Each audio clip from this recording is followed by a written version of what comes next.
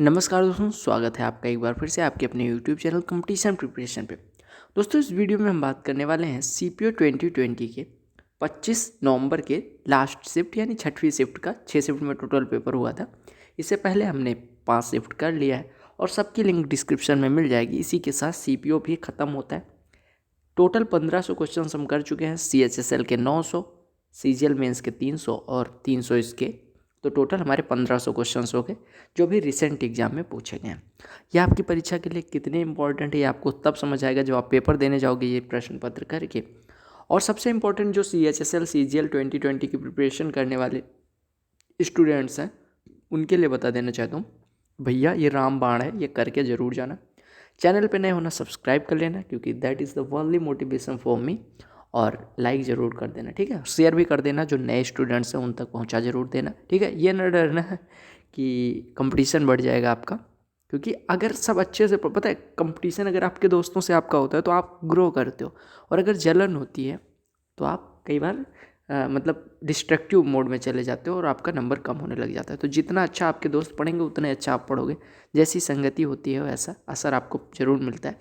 तो शेयर कर देना ताकि वो लोग भी, जो लोग नए हैं, वो लोग कहीं इधर उधर फर्जी चीज़ों में न फंस के कोर चीज़ पढ़ें, ठीक है। तो चलिए स्टार्ट करते हैं। जो लोग टेलीग्राम से नहीं जुड़े, टेलीग्राम चैनल की लिंक डिस्क्रिप्शन में डाल दी गई है, जाके ज्वाइन कर लीजिएगा। जो लोग इंस्टाग्राम पे कोई पर्सनल डाउट है वो आप इंस्टाग्राम पे फॉलो करके मैसेज कर सकते हैं। इंस्टाग्राम आईडी भी आपको दिख रही होगी। चलिए स्टार्ट करते हैं, पहले क्वेश्चन पे आते हैं। कहा गया कि P and Q together can do a work in 12 days, यानी P और Q एक साथ कार्य करके, P और Q अगर एक साथ कार्य करते हैं कोई, तो एक साथ करते हुए ये कितने दिन में कर देते हैं? 12 दिन में कर देते हैं। कहा गया P alone can do the same work in 36 days, P अकेला 36 दिन में कर सकता है। तो कहा गया Q पूरे कार्य का 2/3 कितने दिन में कर देगा। अब आप एक चीज़ बताओ, दोनों मिलके 12 दिन में, P अकेला 36 दिन में, तो Q कितने दिन में करेगा? आप कहोगे 12 गुणे 36/36 माइनस 12 यानी कि 24। तो 12 एक कम 12, 12 दूना 24, 2 से 36 में डिवाइड करेंगे तो ये 18 हो जाएगा। यानी कि Q अकेले 18 दिन में पूरा कार्य कर सकता है। अगर Q 18 दिन में पूरा कार्य कर सकता है तो 2/3 कार्य करने में 2/3 गुणे 18 दिन लगने वाले हैं। ये 3 एकम 3, 3 छक 18 यानी 12 दिन लगने वाले हैं। पहले क्वेश्चन का आंसर 12 हो गया। अगला प्रश्न देखिएगा, ट्रिगो से है। ट्रिगो से मुझे बेहद प्यार रहा है। कहा गया cos square theta minus sine square theta is equal to half theta lies between 0 degree and 90 degree. आपको थीटा की वैल्यू बतानी। आपको दिख रहा होगा cos square theta minus sine square theta formula होता है जो कि होता है cos 2 थीटा, यानी cos 2 थीटा बराबर हाफ दिया गया है। हाफ क्या होता है? cos 60 degree. cos ए बराबर cos बी, यानी कि ए बराबर भी 2 थीटा बराबर 60 यानी थीटा बराबर 30 डिग्री। अगले प्रश्न में कहा गया how many numbers between 300 and 700 are divisible by 5, 6 and 8। ऐसी कितनी संख्या है 300 से 700 के बीच जो 5, 6 और 8 से डिविजिबल है।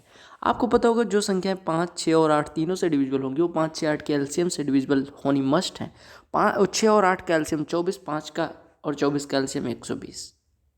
यानी कि आपसे पूछा गया 120 के टेबल में कितनी संख्याएं जो 300 से 700 के बीच आती हैं।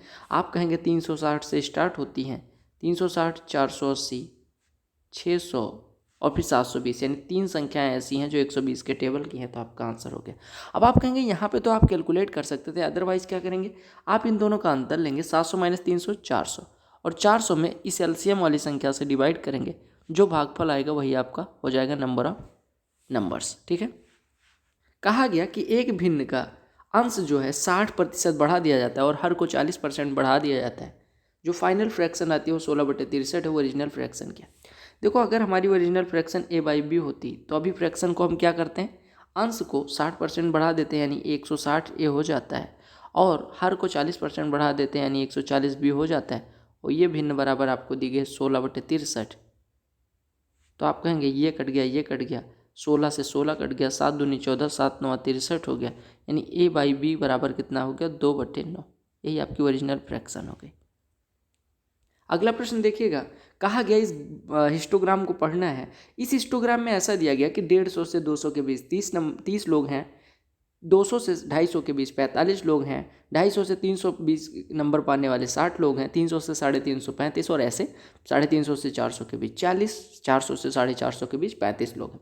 तो कहा गया number of students who obtained less than 250 marks is what % more than number of students who obtain 400 और मोर मार्क्स, यानी कि 250 से कम पाने वाले स्टूडेंट्स की संख्या कितने हैं, 30, 45, 75। ये कहा गया कितने प्रतिशत ज़्यादा है किससे, ऐसे स्टूडेंट्स की संख्या से जो 400 से ज़्यादा पाए। 400 से ज़्यादा पाने वाले 35 हैं।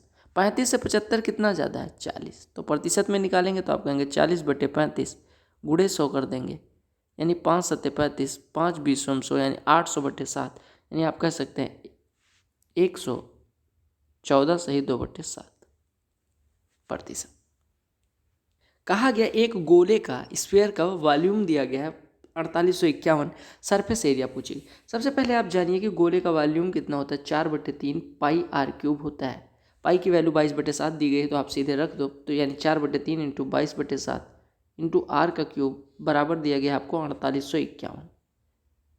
अब 11 से कटेगा ही कटेगा, 11 दूना 22, 11 चौको 44, 11 चौको 44 से 441 हो गया, यानी r क्यूब बराबर आपका हो गया 441 गुणे 21 यानी 21 का क्यूब, 9261 हो जाएगा जो कि 21 का क्यूब होता है बट्टे 8 यानी कि 2 का क्यूब। 8 की जगह पे 2 का क्यूब लिख सकते हैं, यानी r बराबर हो गया 21/2। अब आपसे पूछा गया है सरफेस एरिया। सरफेस एरिया अगर हम गोले के लिए बात करें तो होता है 4 पाई r स्क्वायर, यानी 4 इंटू 22/7 इंटू r स्क्वायर, यानी कि 441/4।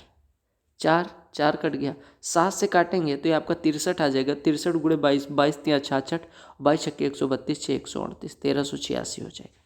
ठीक है, सेंटीमीटर स्क्वायर ही होगा। ठीक है, कहा गया ए की सैलरी जो है वो बी की सैलरी से 35% ज़्यादा है, यानी ए की सैलरी की अगर हम बात करें तो बी की सैलरी 100 से 35% ज़्यादा यानी 135 है। कहा गया how much percent is B salary less than A salary, यानी ए की सैलरी से बी की सैलरी कितनी कम है। आप कहेंगे कितनी कम है, 35। किससे, 135 से, यानी प्रतिशत में 35/135 गुणे 100। आपको पता है अगर ये 140 होता तो 25% होता, चूंकि 140 से कम है यानी 25% से ज़्यादा होगा, यानी 20 नहीं हो सकता, 17.5 नहीं हो सकता। अगर आपको ये 105 होता, यानी कि ये केवल 105 होता तो 33% होता। अगर 35/105 होता यानी 105 होता तो उसका 33% 35 हो जाए, लेकिन 105 से ज़्यादा है यानी ये 33% से तो कम होगा, तो आपका एक ही ऑप्शन है। ऐसे भी कर सकते थे, अदरवाइज 5 सत्ते 35, 5 से काटते हैं 27 आ जाता। 700 में 27 से भाग करते 27 दूना 54, आपका बचता 16 160, 27 छक्के 162, 26% के आसपास आंसर आ जाता। कहा गया कि एक नाव की चाल शांत जल में 15 किलोमीटर प्रति घंटे, यानी the speed of a boat in still water is 15 kilometre per hour, यानी कि v इज इक्वल टू दिया गया है 15 किलोमीटर पर आवर। ठीक है, कहा गया करंट की स्पीड यानी कि धारा की चाल दी गई है 5 किलोमीटर प्रति घंटे। कहा गया कितने घंटे में बोट 60 किलोमीटर अप स्ट्रीम जाएगी और 60 किलोमीटर डाउन स्ट्रीम आएगी। आपको पता होगा अप स्ट्रीम अगर जाएगी तो उसकी स्पीड कितनी हो जाएगी, यानी अप स्ट्रीम स्पीड होती है बोट माइनस करंट यानी कि 10, और डाउन स्ट्रीम होती है बोट प्लस करंट यानी कि 20। अगर 60 जाएगी 10 की स्पीड से तो 6 घंटे का समय लगेगा, और 20 से वापस आएगी तो 3 घंटे का समय लगेगा, यानी टोटल समय 6 3 9 घंटे का लगने वाला है। ठीक है, कहा गया एक वस्तु जिसका मार्केट प्राइस 1250 रुपये था, उस पर क्या करते हैं 3 सक्सेसिव डिस्काउंट 5%, 15% और 20% का ऑफर किया जाता है, तो रिजल्टेंट कितना होगा।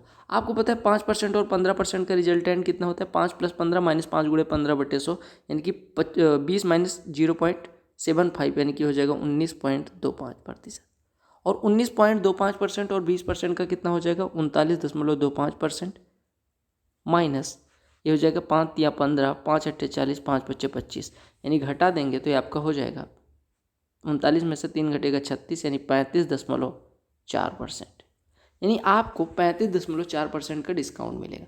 किस पे, 1250 पे। तो प्रतिशत अगर रुपए में बदलना चाहें तो हो जाएगा 1250 इंटू 35.4, यहाँ पे गुणे का साइन लगा लो, बटे 100, यानी कि 10 10, 5 दूना 10, 5 से ये 25, 5 से काट और 2 से इसको काटेंगे तो ये आपका हो जाएगा 17.7, ये तो हो जाएगा।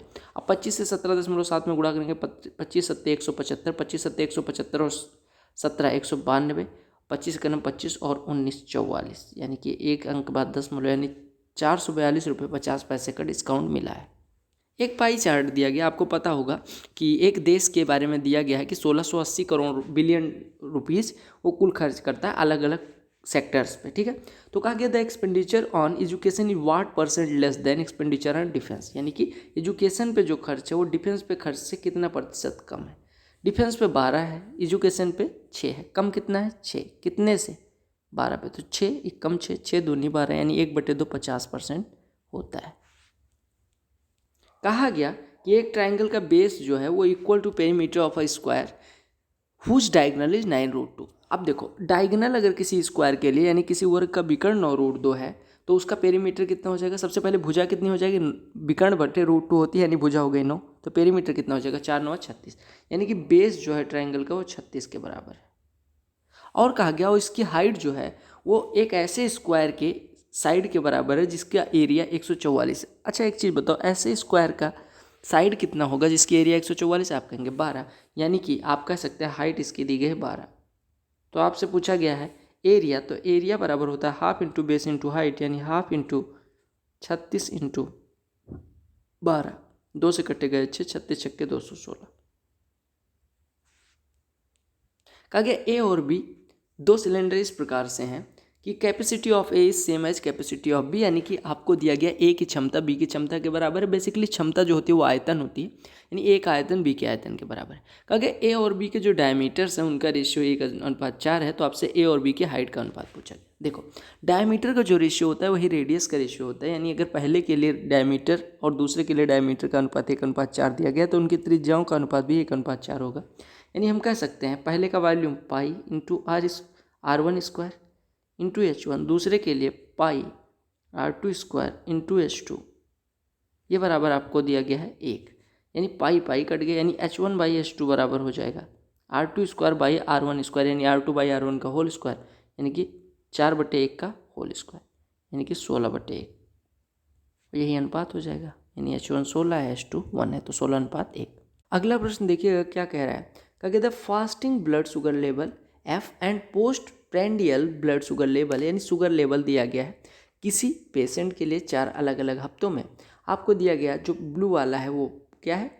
फास्टिंग, यानी कि खाने से पहले वाला, और खाने के बाद वाला PP लिखा गया है। जो आपको दिया गया 170 220 पहले वीक के लिए, 150 180 दूसरे, 120 150 तीसरे और 90 120 चौथे। और कहा गया जो नॉर्मल रेंज है वो आपको दिया गया है फूड मतलब खाने से पहले फास्टिंग का 70 से 100, और आपसे कहा गया जो पोस्ट प्रेंडियल है वो कितना है? 100 से 130। अब प्रश्न में क्या कहा गया उसको देखें। कहा गया during which week was the fasting blood sugar level of the patient approximately 115.4% above the upper limit of the normal PP blood sugar level, यानी कौन से वीक में जो हमारा फास्टिंग वाला शुगर लेवल है वो 115.4%, यहाँ एबव नहीं 115.4% कर लीजिएगा, है किसका? अपर limit of normal PP। Upper limit of normal PP कितना है? 130, यानी 130 का 115.4% किस वीक में क्या है? नॉर्मल F लेवल है। तो 130 का 115.4 लेवल लगभग कितना हो जाएगा? 1.15 से गुणा कर देंगे, यानी आप गुणा करेंगे तो आप कह सकते हैं 13 का 11.5 में गुणा करेंगे तो 13 × 11 कितना हो जाएगा? 143, 13 × 5 = 65, यानी 149.5। 149.5 लगभग 150 के बराबर है। देखिए कि किस महीने में वो किस वीक में 150 था क्या? F। अब 150 कहाँ पे दिख रहा है? F आगे वाला है, 170 यहाँ पे है पहले वीक में, दूसरे वीक में आप देख पा रहे होंगे 150, तीसरे वीक में 120, चौथे वीक में 90, तो 150 आपसे कहा गया था जो कि दूसरे वीक में दिख रहा है। तो आपका आंसर दूसरा वीक हो गया। अगले प्रश्न पे आते हैं। अगले प्रश्न में कहा गया इफ़ A² + B² = 82, AB = 9, तो आपसे A³ + B³। अब यहाँ पे सीधे दिख रहा है A बराबर 9 रख लो या B बराबर 9 रख लो, कोई एक ले लो, कोई एक 9 ले लो, तो 9 9 81, 1 82 हो जाएगा। तो 9 का क्यूब 729, 1 का क्यूब 1, तो कितना हो जाएगा? 730। कहा गया the number of students who obtain less than 200 marks, 200 से कम पाने वाले स्टूडेंट्स की संख्या कितनी है? यही पूछा गया था, ये पेपर का लेवल था। कहा गया internal land width and height of a cuboidal room are 12, 8 and 10 meter respectively. The total cost of whitewashing only all 4 walls of the room at the cost of 25 rupees per meter square. देखो, अगर आपको wall cost करनी मतलब paint करनी है तो कुल कितना एरिया पेंट करना पड़ेगा? 2 times of H × L + B, यही एरिया पेंट करना होता है, याद रखिएगा। अब आपको हाइट कितनी दी गई है? 10, तो कितना एरिया पेंट करना है? 2 टाइम्स ऑफ 10 × 12 + 8 20, यानी कि ये हो गया आपका 400 मीटर स्क्वायर आपको पेंट करना है। 1 मीटर स्क्वायर का ₹25 आता है, तो 400 का 400 गुणे 25 यानी 100 के बाद 2 जीरो, इतना रुपया आपका लगने वाला है, 10,000 रुपये लगने वाले हैं। कहा गया एक वस्तु को 13.5% नुकसान पे बेचा गया। अगर इसे 1104 रुपये ज़्यादा में बेचा जाता तो 9.5% का फ़ायदा होता। आपसे पूछा गया कॉस्ट प्राइस। देखो कॉस्ट प्राइस जो भी हो उससे 13.5% का पहले नुकसान हो रहा था। फिर कहा गया कि इस पे 9.5% का प्रॉफिट हो रहा है। इन दोनों के बीच में कितने रुपए का अंतर आ रहा है? 1104। यानी आप कह सकते हैं 23% बराबर है 1104। 23% अगर 1104 है किसका? सीपी का, तो सीपी कितना हो जाएगा? 1104 के बाद डबल जीरो लगाओ और 23 से डिवाइड कर दो, तो 23 चौको 92, 8 84, 23 अट्ठे 23 चौको 92 और ये बचेगा 18 184, 23 अट्ठे 184, डबल जीरो 4800 सीपी हो जाएगा। कहा गया कि दो संख्याओं का एचसीएफ 29 है, उनके अदर दो फैक्टर्स 15 और 13 हैं। ठीक है, मतलब उसके एचसीएफ के अलग, एलसीएम के अलग दो फैक्टर्स 15 और 13 हैं। तो आपसे स्मॉलर पूछा गया। देखो अगर अलग दो फैक्टर दिए गए हैं 15 और 13 और दोनों को प्राइम नंबर्स है, तो आपको याद रखना है, देखो अगर आपको दो फैक्टर्स अलग अलग दिए गए हैं तो को प्राइम होंगे ही होंगे, क्योंकि अगर को प्राइम ना होते तो ये एचसीएफ में जुड़ जाते। मतलब अगर मान लो ये 15 होता, ये 10 होता, तो यहाँ से 5 निकल के इसमें गुणा हो जाता है, यानी 29 गुणे 5, तब इनका एचसीएफ होता है। तो इनको को प्राइम होना स्वाभाविक सी बात। और अगर आपको ऐसा दिया जाए तो आपको पता है कि ये समझ लो अनुपात दिया गया। अगर दोनों फैक्टर दिए जाएँ तो ये समझ लो अनुपात दिया गया। आपको दिया गया एचसीएफ, आपको दिया गया अनुपात। तो आपसे पूछा गया पहली संख्या कितनी होगी, दूसरी संख्या कितनी होगी। तो पहली संख्या हो जाएगी 29 गुणे 15, दूसरी संख्या हो जाएगी 13 गुणे 29। 13 गुणे 29 करना है। आपसे पूछा गया छोटी वाली, तो 13 गुणे 29 यानी 390 में से 13 घटा देंगे यानी 377 आपका आंसर हो जाएगा। कहा गया, इस प्रश्न को देखिए ध्यान से, कहा गया 427 का क्यूब, 325 का क्यूब, नीचे कुछ। अब देखो 100 अगर ऊपर से कॉमन ले लें तो ऊपर बनेगा 42.7 का होल क्यूब यानी ए क्यूब, प्लस 32.5 का होल क्यूब, 1000 कॉमन ले लें तो ये बी क्यूब बनेगा। नीचे बचेगा a square plus b square minus a b. आपको पता है a cube plus b cube कटता है अगर a square plus b square minus a b से, तो देता क्या है? A plus b. A plus b की वैल्यू रख दो, यानी 42.7 प्लस 32.5 यानी कि ये हो जाएगा 4 3 7 और 5 75.2। अब 75.2 में अगर 1000 से गुणा करेंगे तो ये 752 के बाद डबल जीरो लग जाएगा।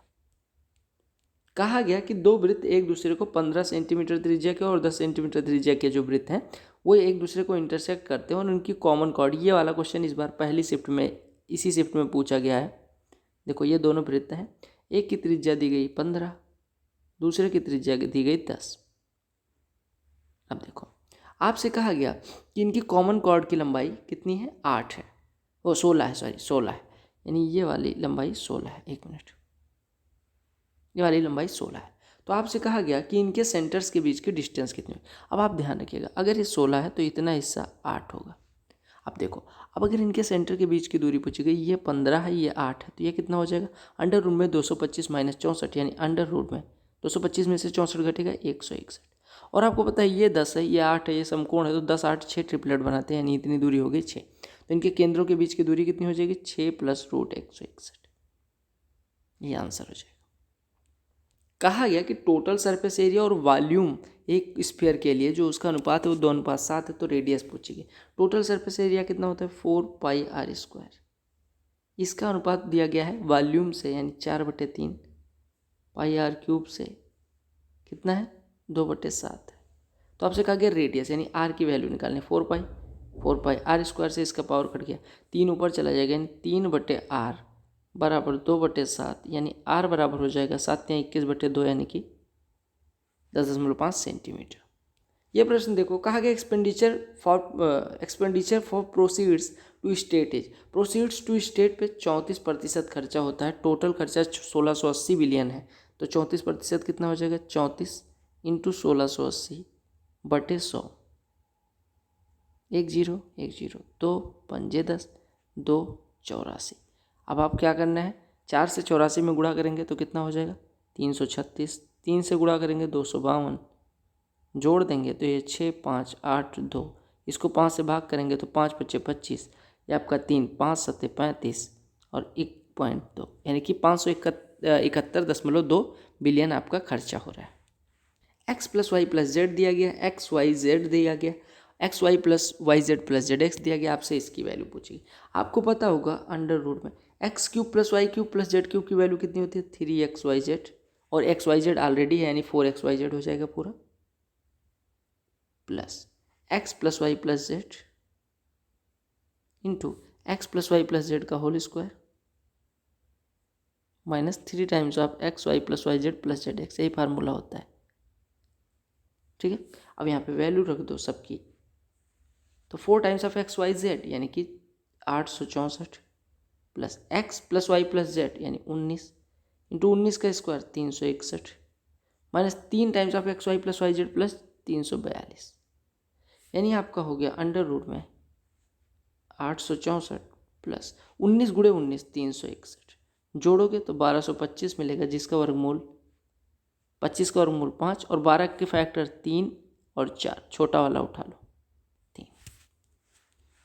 कहा गया कि अगर total marks obtained by students be represented a pie chart, then the central angle of the sector representing marks more than 200 but not less than 300, अच्छा मोर बट लेस देन 300। क्या कहा गया कि अगर सभी स्टूडेंट्स की संख्या को पाई चार्ट पे निरूपित किया जाए तो ऐसे स्टूडेंट्स का प्रतिशत क्या होगा, या सॉरी ऐसे स्टूडेंट्स का सेंटर पे सबटेंडेड एंगल क्या होगा जो 200 से तो ज़्यादा पाते हैं लेकिन 300 से कम पाते हैं। तो ऐसे कितने स्टूडेंट्स हैं, 45 प्लस 60 105, और टोटल स्टूडेंट्स कितने, 30 45 75 60 135 170 210 245, यानी 245 में से 105 हैं, यानी अगर अंश में बदलेंगे तो 360 से गुणा कर दीजिए, ये हो जाएगा 5 से काटेंगे 21, 5 से काटेंगे 49, 7 सत्ते 49, 7 तियाँ 21 यानी 1080 बटे 7, 7 से डिवाइड करेंगे 7 ही कम 7, 7 पचे 35, 7 चौको 28.3 के आसपास आ जाएगा, यानी 154 अंश आ जाएगा। कहा गया कि 40 स्टूडेंट्स का जो एवरेज है वो 16 साल है। कहा गया एडमिशन 10 नए स्टूडेंट्स का हो जाता है और एवरेज जो है वो 15 साल हो जाता है। कहा गया average age of 5 of new students is 11 then the average of the remaining 5 students. अब देखो 40 स्टूडेंट की एज कितनी है, 16 साल एवरेज एज, तो कुल एज कितनी हो जाएगी 640। ठीक है, अच्छा कहा गया कि नए 10 स्टूडेंट आ जाते हैं तो एवरेज एज 15 हो जाती है। अभी पहले 40 स्टूडेंट थे, अभी कितने हो गए 10 और आने के बाद 50, तो 50 स्टूडेंट अगर आ जाते हैं तो एवरेज कितना हो जाता है 15, यानी कुल आयु कितनी हो जाएगी 50 गुणे 15 यानी कि 750। कहा गया पहले 5 का जो एवरेज है वो 11 है, यानी पहले 5 की कुल आयु 55, और लास्ट 5 की आयु अगर 100 तो हम कहेंगे 40 स्टूडेंट की आयु प्लस पहले 5 की आयु प्लस लास्ट 5 की आयु, यानी ये हो जाएगी 40 10 50 स्टूडेंट की आयु, ये बराबर हो जाएगा 750, यानी हम कह सकते हैं 695 अगर इधर से घटेगा यानी x बराबर हो जाएगा 55। अब अगर x बराबर 55 हो गया यानी 5 जो नए छात्र आए हैं उनमें से जो पहले 5 को तो एवरेज दे दिया गया 11, अंतिम 5 का एवरेज मतलब जो कुल योग है वो 55 है, तो इनका एवरेज कितना हो जाएगा, यानी एवरेज बराबर हो जाएगा 55 बटे 5 यानी 11। आप ट्रिक से भी कर सकते थे कि 16 ऐसे था, अभी 10 के आने से 15 हो गया, यानी उनकी आयु कितनी रही होगी, तो यानी सबकी आयु 11 रही होगी तभी एक कम हुई है, तो ऐसे कर सकते थे। कहा गया कि एक train 400 kilometre in uniform speed पर तय करती है। कहा गया अगर स्पीड 10 किलोमीटर प्रति घंटे बढ़ा दी जाती तो ये 2 घंटे कम का समय लेती, यूजुअल टाइम क्या है। देखो अगर 400 को x से जाती है और 400 को x प्लस 10 से जाती है तो जो स्पीड आता है वो 2 घंटे का डिफरेंस आता है। आपसे कहा गया 400 बटे एक्स की वैल्यू क्या होगी, यही पूछा गया। आप 2 से डिवाइड कर दो और एक को इस साइड ले आओ, यानी 200 बटे एक्स माइनस 200 बटे एक्स प्लस 10 बराबर 1, या हम कह सकते हैं x इंटू एक्स प्लस 10 बराबर 2000 को अगर हम फैक्टराइज करें तो ये लिख सकते हैं 40 इंटू 50 यानी 40 इंटू 40 प्लस 10 यानी x बराबर हो गया 40। अब x 40 हो गया तो 400 जाने में कितना समय लगता था, 400 बटे एक्स यानी 400 बटे 40 10 घंटे। कहा गया आई इन सेंटर है, बी आई सी की वैल्यू पूछी गई, ए की वैल्यू दी गई। आपको पता होगा कोण बी आई सी बराबर कितना होता है अगर आई इन सेंटर हो, 90 प्लस एंगल A/2। अब आप ये फार्मूला याद कैसे रखेंगे, 90 प्लस तो याद रखना है, यहाँ पे बी और सी आ रहे हैं, जो नहीं आएगा उसका बट्टा 2, यानी 90 प्लस ए कितना है 54, उसका आधा 27, 90 और 27 अंश। कहा गया एक इंट्रेंस एग्जामिनेशन होता है अलग अलग सेंटर पे, जिसमें इतने इतने स्टूडेंट्स पार्ट लेते हैं अलग अलग सेंटर पे, ठीक है। अब कहा गया कि पहले जितने स्टूडेंट लेते हैं 25 में से 20% पास हो जाते हैं, यानी कि 5 पास हो गए, ठीक है। 30 में से 30% यानी 9 पास हो गए, 40 का 35% यानी 14, 60 का 50% यानी कि 30 और 100 का 75% 75 स्टूडेंट पास हो गए। तो पूछा गया कुल प्रतिशत में अगर निकालना हो तो सबको जोड़ेंगे कुल पास स्टूडेंट बटे कुल स्टूडेंट्स की संख्या, यानी कि 25, 30, 55 और 45, 100 और 100, 200, 300, 300 में से इतने पास हो गए। तो प्रतिशत में अगर निकालना है तो आप कहेंगे 5, 9, 14, 14, 28 और 28 और 105, 133, यानी कि 133 स्टूडेंट्स ऐसे हैं। एक बार फिर से देखिएगा, 25 का 20% 5, 30 का 30% 9 और 40 का 35% 14, 60 का, गलत कर रहे हैं क्या, 75 हो गया, 60 का 50% 30 हो गया, 45 का 40% 14, अच्छा एक 14 और भूल गए, एक मिनट, 25 का 20% 5 हो गया, 30 का 30% 9 हो गया, 40 का 35% 14 हो गया, 45 का 40% 18 हो गया। ठीक है, आप जोड़िए 5, 9, 14, 14, 28, 28 और ये कितना हो गया 30, 58, 58, 5, 63 और 70, 133 और 18, 151, यानी 151 स्टूडेंट्स 300 में से पास होते हैं। लगभग 150 होता तो कितना परसेंट बनता, 50%। उससे एक स्टूडेंट ज़्यादा है, यानी लगभग 50% पास होते हैं। कहा कि कॉट थीटा 1/√3 है, तो आपसे वैल्यू पूछेगी 2 minus sine square theta upon 1 minus cos square theta plus cosec square theta minus sec theta. अब देखो कॉट थीटा 1/√3 है तो थीटा बराबर कितना हो जाएगा 60 डिग्री। पुट कर दो यहाँ पे, यानी 2 माइनस साइन स्क्वायर 60 यानी कि 2 minus 3/4 upon 1 minus cos square 60 यानी 1 माइनस 1/4 प्लस कॉसेक स्क्वायर 60 यानी कॉसेक स्क्वायर 60 कितना हो जाएगा 4/3 माइनस सेक 60 2, तो ये आपका हो जाएगा 5/4/3/4 और प्लस ये कितना हो जाएगा 4/3 माइनस 2/3 यानी माइनस 2/3 हो जाएगा। ये कट गया 5/3 माइनस 2/3 3/3 यानी आंसर 1। कहा गया ए और बी दो टावर्स हैं सेम बेस के। सेम बेस के हैं, एक की हाइट ज़्यादा कम हमें कुछ नहीं पता। अभी देखो अब कहा गया from the mid point of the line, यानी इस पॉइंट से इनके जो सेंटर्स का एंगल, मतलब इनके जो टॉप्स का एंगल है वो 30 अंश और 45 अंश है। ठीक है, यानी अगर हम इस दूरी को 3√3 माने तो ये 3√3 ये भी हो जाएगा क्योंकि ये मिड पॉइंट है इनके बीच का, यानी ये 3√3 हो जाएगा और ये कितना हो जाएगा 3 हो जाएगा। तो कहा गया ए और बी के हाइट्स के बीच का अनुपात निकालिए, यानी 3 और 3√3 का अनुपात, तो 3 3 कट जाएगा यानी अनुपात 1:√3 हो जाएगा। कहा गया क्लास 11th में अलग अलग स्ट्रीम में पढ़ने वाले स्टूडेंट्स की संख्या 4 अलग सालों में दिखाई गई। अगर ब्लू वाले की बात करें साइंस है, ऑरेंज वाला आर्ट्स है और कॉमर्स कौन सा है मड कलर वाला, जो भी कलर बोलती हैं लड़कियां, मुझे आइडिया नहीं। What is the average of the number of arts students in the given class over 4 years, यानी कि आर्ट्स में एवरेज स्टूडेंट्स, आर्ट्स में पहले में 40 हैं, दूसरे में 30 70 हैं, तीसरे में 20 90 हैं और तीसरे में 30 120 हैं। 120 को 4 से डिवाइड करोगे क्योंकि 4 सालों का दिया गया है, यानी 30 students on the average basis commerce पे पढ़ रहे हैं। ये कॉमर्स हमने निकाल दिया। ठीक है, और आर्ट्स कौन सा ऑरेंज वाला, तो ऑरेंज वाला कितना है 20 20 40 50 90 और 30 120। 120 में 4 से डिवाइड करेंगे तो 30 आ जाएगा। ये हैं कौन से वाले, आर्ट्स वाले। तो आप साइंस का निकाल के बताइए, 20 30 50 40 90 और 10 100। 100 को 4 से डिवाइड करेंगे 25 हो जाएगा साइंस में। इसका भी पूछा गया है, ऐसे निकाल सकते थे। ठीक है, ए कोई कार्य 35 दिन में कर सकता है, बी वही कार्य 15 दिन में कर सकता है, यानी कि 15 और 35 का एलसीएम 105, यानी ए एक दिन में 3 करता है, बी एक दिन में 7 करता है। कहा गया उन्होंने एक साथ कार्य करना शुरू किया और 7 दिन तक कार्य किया, यानी 10 एक दिन में करते हैं, 70 कर देते हैं, अभी बचा कितना 35 यूनिट। अब कहा गया बी काम छोड़ देता है, तो कहा गया ए जो है कंप्लीट कितने दिन में करेगा, रिमेनिंग वर्क का 60%, यानी 35 का 60%, 21 यूनिट उसे कंप्लीट करना है। एक दिन में करता है 3 यूनिट, तो 21 यूनिट करने में 7 दिन लगेंगे। कहा गया एक सर्किल है जिसका सेंटर ओ है, एडी डायमीटर है, एसी एक जीवा है। एक वृत्त खींचो, ये आपका हो गया एडी डायमीटर है और एसी एक जीवा है। कहा गया पॉइंट बी ई से ए सी पे इस प्रकार है कि ओ बी बराबर, ये ओ सेंटर है। ठीक है, जो पॉइंट बी है ए सी पे इस प्रकार से है कि ओ बी बराबर 7, ओ बी बराबर 7, एक मिनट, ओ बी बराबर 7 दिया गया। ठीक है, कहा गया ओ बी ए जो कोण है वो 60 अंश का है, ये 60 अंश का है। ठीक है, कहा गया डी ओ सी जो एंगल है, डी ओ सी यानी ये वाला एंगल, ये वाला एंगल कितना है 60 अंश है, 60 अंश। तो आपसे बी सी की लंबाई पूछी गई, बी सी की लंबाई। अब देखो सीधे समझो। एक चीज़ बताओ, अगर ये DC को मिला दे, अगर हम, एक मिनट कलर चेंज कर लेते हैं, DC जीवा द्वारा वृत्त के केंद्र पे बना कोण अगर 60 अंश है तो परिध पे बना कोण इसका आधा यानी 30 अंश हो जाएगा। अब एक 60 है, एक 30 है, यानी ये कोण 90 हो जाएगा। अब ये कोण 90 है तो आपसे पूछा क्या गया, BC की लंबाई। BC की लंबाई कैसे निकलेगी? अब ये 90 है, आपको आइडिया लग गया। अगर ये 90 है तो ये पूरा 90 होगा, यानी ये अगर इतना 60 है जो ब्लैक वाला है तो इतना कितना हो जाएगा, 30 हो जाएगा। अगर ये 60 है तो ये 120 हो जाएगा, और ये कितना हो जाएगा, 30 अंश। ठीक है।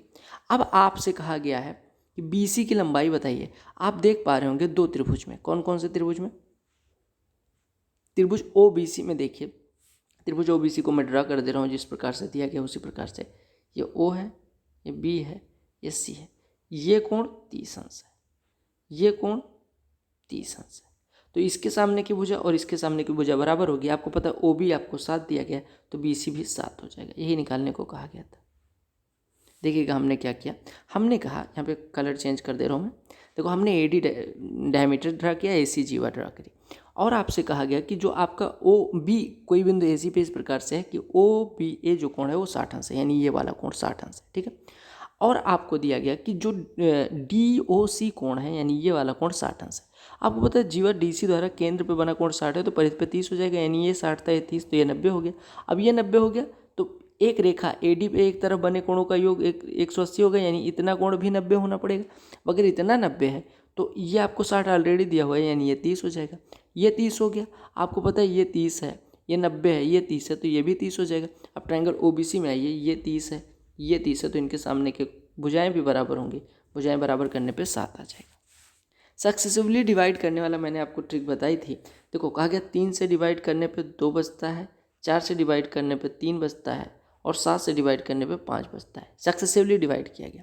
तो आपसे कहा गया कि अगर सेम नंबर को 42 से डिवाइड किया जाए तो कितना रिमाइंडर बचेगा। देखो 7 से किसी संख्या को डिवाइड करने पे 5 शेषफल बचता है। सबसे छोटी संख्या कितनी हो जाएगी, 5।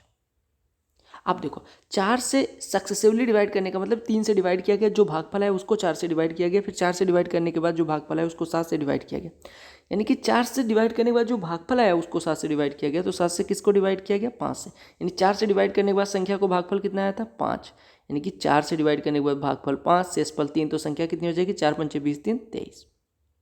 मैंने बताया कि 3 से डिवाइड करने के बाद जो भागफल आया था उसी से 4 को डिवाइड किया गया, और 4 से किसको डिवाइड किया गया, 23 को, यानी 3 से डिवाइड करने के बाद भागफल कितना आया होगा, 23। तो 3 से डिवाइड करने के बाद भागफल 23 आता है, शेषफल 2 आता है, संख्या कितनी हो जाएगी, 3 × 23 धन 2, यानी कि 69, 2 71। अब संख्या हो गई 71। अब इससे अगर 42, इसे 42 से डिवाइड करेंगे तो शेषफल कितना बचेगा।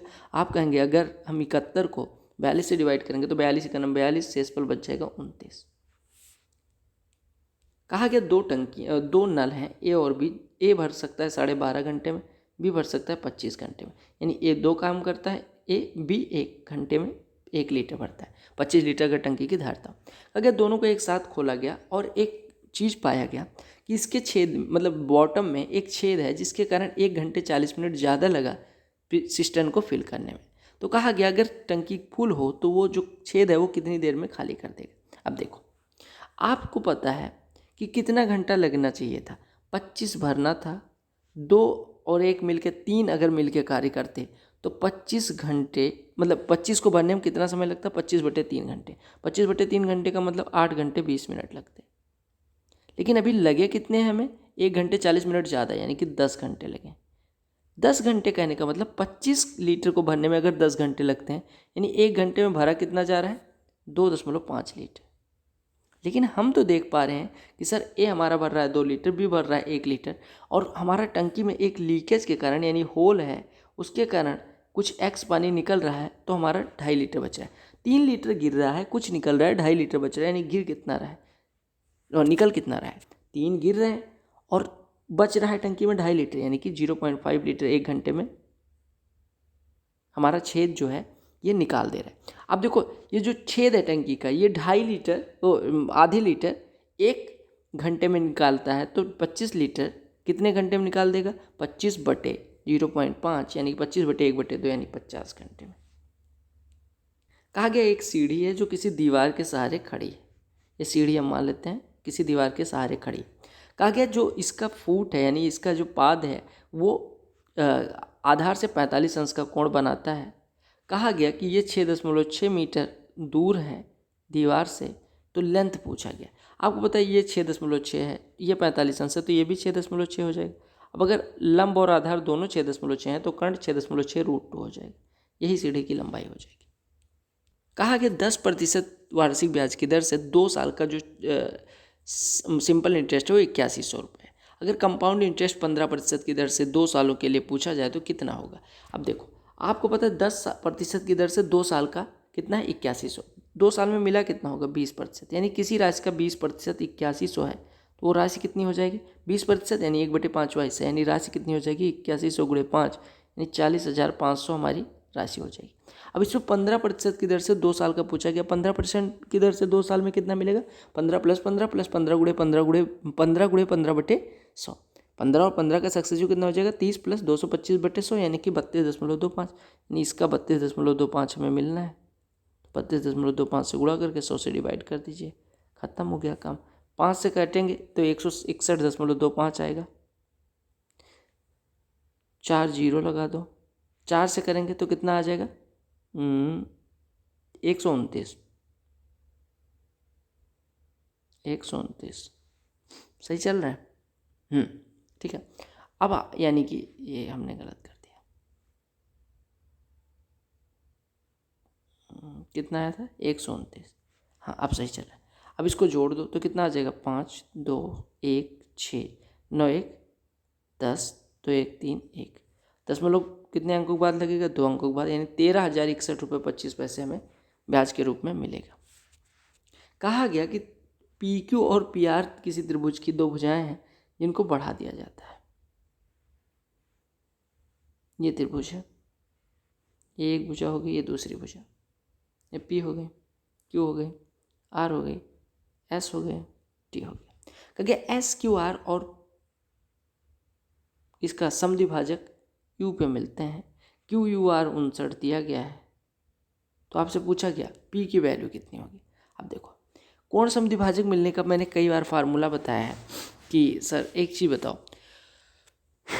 कि अगर पी की वैल्यू थीटा हो तो अगर बाह्य कोण समद्विभाजक मिल रहे हैं तो उसकी वैल्यू कितनी होती है 90 - θ/2। ये आपको दिया कितना क्या है 59 अंश, यानी आप कह सकते हैं θ/2 बराबर हो जाएगा 90 - 59 यानी 31 अंश, यानी अगर θ/2 31 है तो थीटा बराबर कितना हो जाएगा 62 अंश। यही आपसे पूछा गया था। तो आपको याद रखना है कि बाह्य कोण समद्विभाजक अगर मिलते हैं किसी बिंदु पे तो जो कोण बनता है वो होता है 90 - θ/2। ये प्रश्न देखिएगा। कहा गया central angle of the sector representing expenditure on interest payment. Interest payment 15 खर्च करते हैं, 15%। 1% होता है 3.6 अंश, तो 15%, 15 × 3.6, 15 × 45 और 9 54 अंश। कहा गया है कि स्कूल में टोटल स्टूडेंट्स का 5/12 गर्ल्स हैं, यानी कि 12 अगर स्टूडेंट्स हैं तो 5 गर्ल्स हैं और 7 बॉयज हैं। ये गर्ल्स हैं, ये बॉयज हैं, ठीक है। कहा गया 4/7 of total number of boys are below 14 years of age. 4/7 यानी कि 4 लड़के ऐसे हैं जो 14 साल से छोटे हैं, ठीक है। और 2/5 इससे लड़कियों की ऐसी हैं जो 14 या 14 साल से ज़्यादा की हैं। अगर 2/5 5 का निकालें यानी 2 लड़कियां ऐसी हैं जो 14 या 14 से बड़ी हैं, यानी 3 लड़कियां 14 या 14 से छोटी हैं, ठीक है। कहा if the number of students below 14 years of age is 11 20।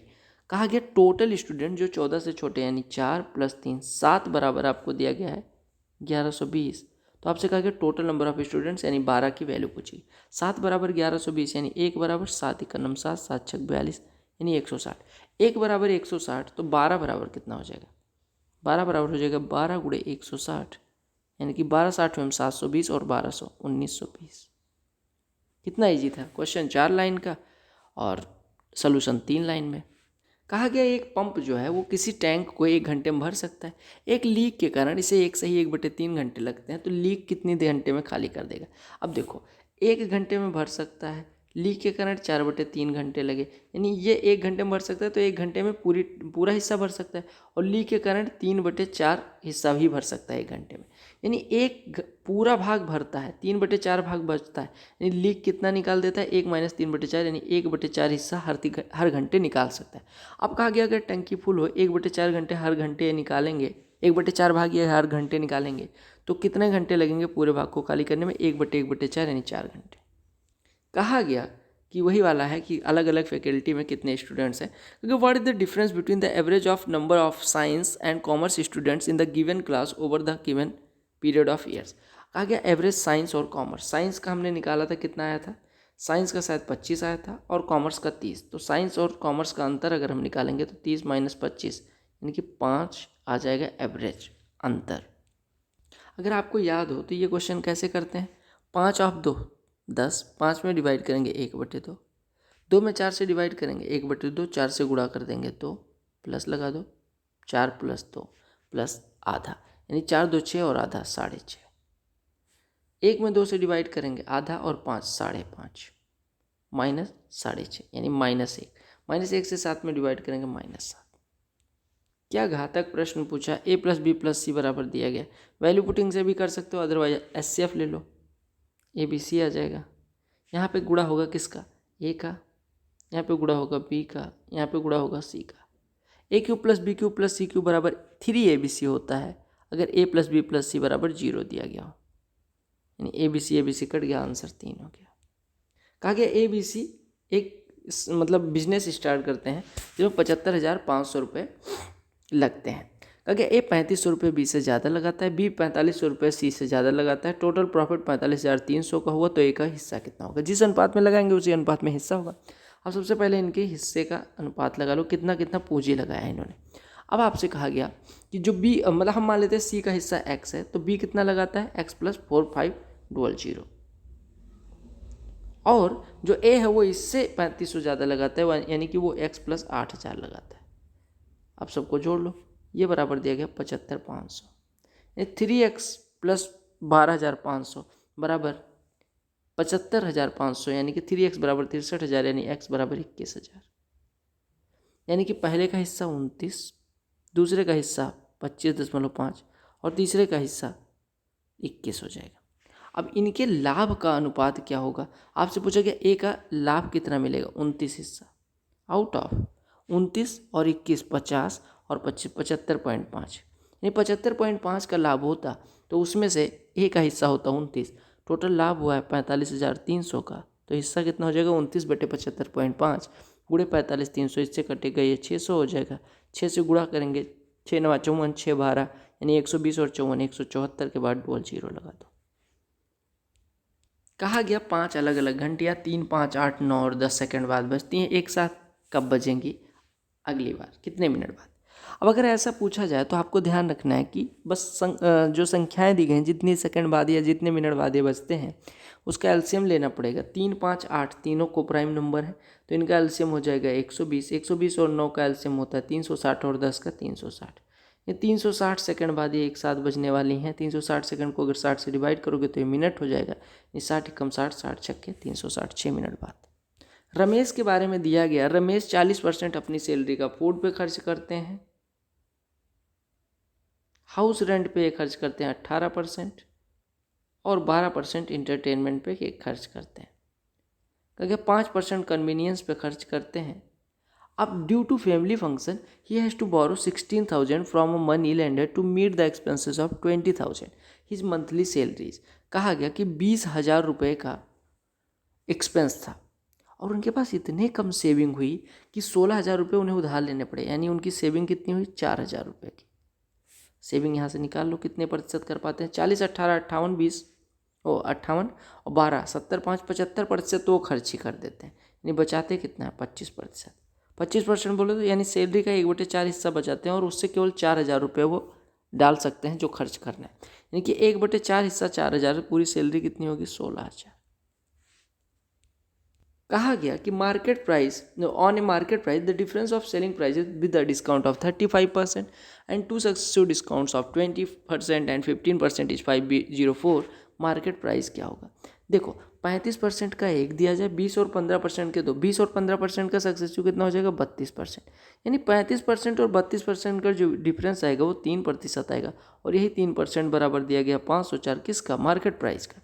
Market price का अगर 3% 504 है तो 1% कितना हो जाएगा 168, 1% 168 हो गया, यानी पूरी राशि हो जाएगी 16,800।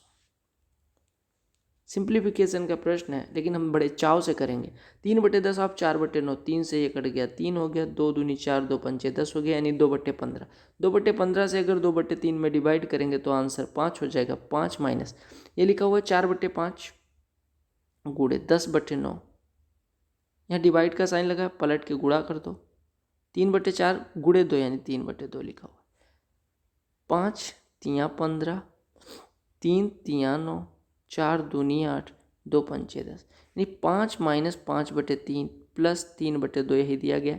5 प्लस 3/2 यानी कि ये हो गया 13/2। 13/2 में से 5/3 घटाएंगे तो सॉल्व कर लो, यानी कि 39 में से 10 घटाएंगे 29/6 आपका आंसर हो जाएगा। कहा गया कि 36,000 रुपये ए और बी के बीच में इस प्रकार से डिवाइड किए जाते हैं कि ए का सिंपल इंटरेस्ट पे 15% की प्रतिवार्षिक ब्याज की दर से 2 साल का, और बी का 15% वार्षिक ब्याज की दर से 4 साल का जो इंटरेस्ट मिलता है वो बराबर है, तो टोटल इंटरेस्ट ए को कितनी मिली। देखा, कहा गया 15% भाई साहब ये 2 साल के लिए, और ये 15% 4 साल के लिए, यानी इनको मिला 60%, इनको मिला 30%, और इनका ब्याज बराबर है, यानी हम कह सकते हैं कि ए और बी, यानी ए को अगर एक राशि मिलती, मतलब ए बराबर है 2b के, ए बराबर 2b के। ए बराबर 2b कहने का मतलब कि अगर ए ने x 2 रुपये इन्वेस्ट करे तो बी ने 1। अब आपसे कहा गया ए का मतलब ए का इंटरेस्ट कितना मिला। अब देखो, बी ए ने इन्वेस्ट किया 2, बी ने इन्वेस्ट किया 1, अरे ए बराबर 2b, यानी बी को 1 मानेंगे तो ए 2 हो जाएगा, यानी कि 36 में से 2/3 हिस्सा ए का है, यानी कि 24,000 ए का है और 12,000 बी का है, यानी 24,000 पे इन्हें कितना इंटरेस्ट मिला है 30%, यानी 24,000 का 30% 7200 रुपये इनको मिला है इंटरेस्ट। ठीक है, किसको, ए को। अगर बी का पूछा जाता है तो 12,000 पे 60, यानी ये भी 7200 हो जाता। ठीक है, तो ये थे भैया क्वेश्चंस जो आपको करने थे और 6 शिफ्ट में करवाने थे। तो all 6 shifts are done, complete हो जाती हैं। और इसके बाद अगर आपने ये सारी 6 शिफ्ट्स देख ली और आपने CHSL का नहीं देखा तो आप सबसे पहले आप CHSL देखेंगे, उसके बाद CGL मेंस देखेंगे, उसके बाद CGL 19 प्री देखेंगे। तो तीनों प्लेलिस्ट आपको दिख रही होगी, यहाँ पे क्लिक करिए। चैनल पर नए होना सब्सक्राइब कर देना। और सबसे ज़्यादा इम्पोर्टेंट क्या है, अभी तक आपने अपना काम कर लिया, अब मेरे लिए काम करोगे, लाइक शेयर और रेड कलर वाली जो बटन दिख रही है सब्सक्राइब कर लेना। और कुछ लोग कहते हैं कि सर नोटिफिकेशन नहीं आता, तो जो ऐसे घंटा बना होगा उसको दबा के ऐसे नोटिफिकेशन ऑन कर दोगे तो आपको नोटिफिकेशन आएगी जब भी वीडियो आएगी। तो bye bye, thank you for watching. और आपको फ़ायदा ज़रूर मिला होगा इस सीरीज़ से, कुछ एक कॉन्सेप्ट्स नए ज़रूर सीखे होंगे। तो बस पढ़ते रहो, घर पे रहो, सेफ रहो, मौज करते रहो, बोर बिल्कुल मत होना। और इंस्टाग्राम पे फॉलो कर लेना। इंस्टाग्राम पे हम कभी लाइव आते हैं, कभी आपके डाउट का हल बताते हैं। अगर आपका कोई पर्सनल